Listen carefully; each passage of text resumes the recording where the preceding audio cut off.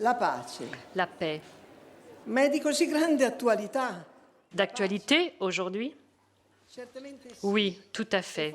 Et sans doute plus que jamais. En effet, des dizaines de guerres sont en cours sur notre planète, mais il y a plus grave. La paix est menacée de façon plus sournoise qu'avant. La situation est donc grave. Dans de telles conditions, les forces humaines ne peuvent suffire à affronter un si grave danger. Il y faut les forces du bien avec un B majuscule. Or, le bien, vous le savez tous, c'est Dieu lui-même, ainsi que tout ce qui prend sa source en lui. C'est la sphère spirituelle, ce sont les grandes valeurs, l'amour vrai, la prière. Mais la paix est aujourd'hui un bien si précieux que nous devons tous, jeunes et adultes, que nous ayons des postes de responsabilité ou soyons de simples citoyens, nous engager à la sauvegarder. Naturellement, pour savoir comment nous comporter, il faut connaître à fond les causes profondes de la dramatique situation actuelle.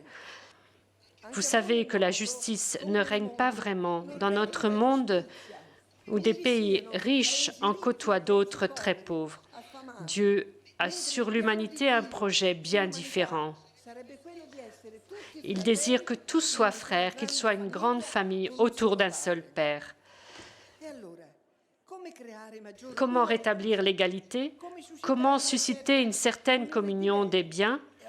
Les biens ne circulent pas tant que les cœurs ne sont pas mis en branle.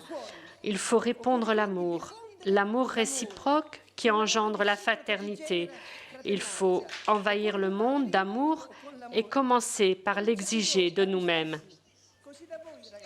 Vous aussi, Junior, quelqu'un d'entre vous pourrait me demander, l'amour, le fait de nous aimer, est-ce dans la ligne de ce que nos cultures religieuses nous ont transmis? Oui, tout à fait. Si vous cherchez dans vos livres saints, vous y trouverez certainement ce qu'on appelle la règle d'or. Dans le christianisme, elle s'énonce ainsi « Fais aux autres ce que tu voudrais qu'on te fasse ». Dans le judaïsme, ce que tu n'aimes pas, ne le fais à personne. Dans l'islam, aucun de vous n'aura vraiment la foi s'il ne désire pas pour son prochain ce qu'il désire pour lui-même. Dans l'hindouisme, ne fais pas aux autres ce qui te causerait de la souffrance si on te le faisait. En d'autres termes, ces phrases veulent toutes dire « respecte et aime ton prochain ». Et toi, junior musulman, aime. Et toi, chrétien, aime. Et toi, hindou, aime. Et vous parviendrez certainement à vous aimer réciproquement. Et étendez cet amour au plus grand nombre. C'est ainsi que se composera une portion de fraternité universelle. Aimer, c'est le secret, l'un des secrets de la paix d'aujourd'hui.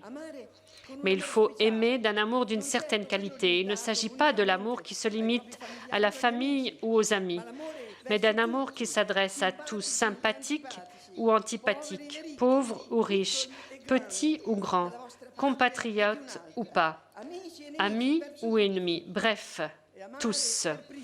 Et c'est également un amour qui aime en premier, en prenant l'initiative, sans attendre d'être aimé.